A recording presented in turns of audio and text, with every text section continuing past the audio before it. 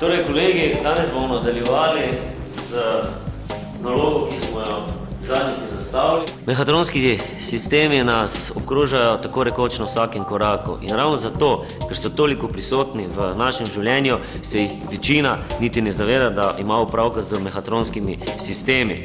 Vendar, ko pogledamo, kaj mehatronika je, da združuje znanje strojništva, elektrotehnike in informatike, šele takrat se nam počasi odpirajo obzorja.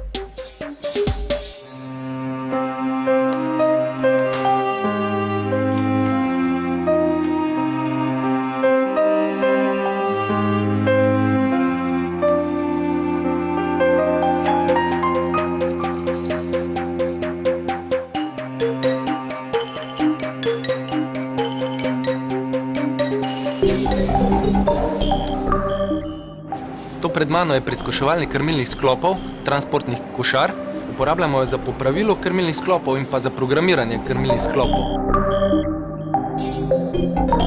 Naprava je bila razvita s pomočjo lastnega znanja, ki smo ga usvojili tako na delovnem mestu kot v šoli z področja elektronike in strojništva.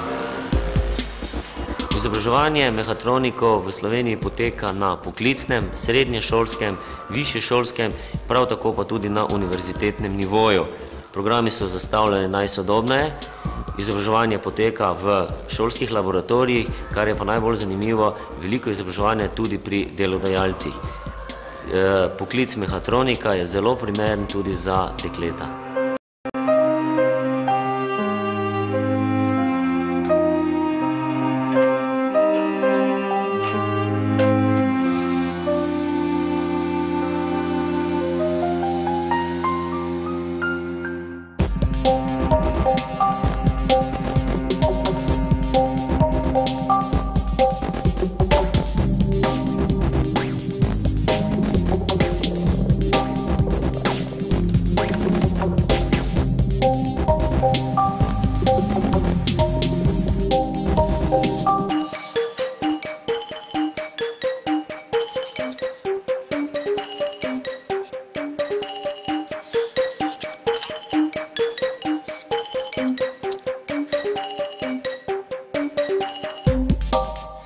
Ko sem se odločil za študij mehatronike, nisem dobro vedel, kakšni izzivi in naloge me čakajo v tem poklicu.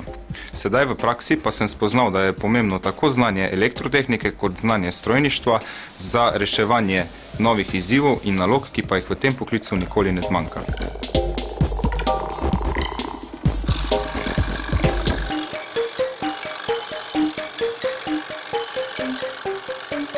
Mehatronik je poklic, ki podira funkcijske pregrade med klasičnimi poklici.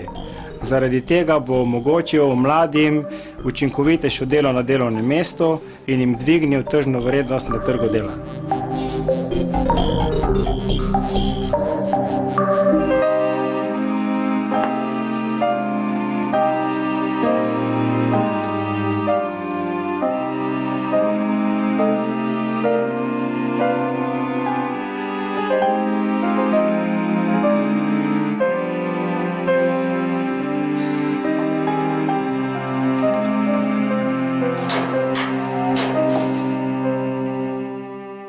Razvoj programov z področja mehatronike so narekovale tako potrebe doma, kako tudi v tujini.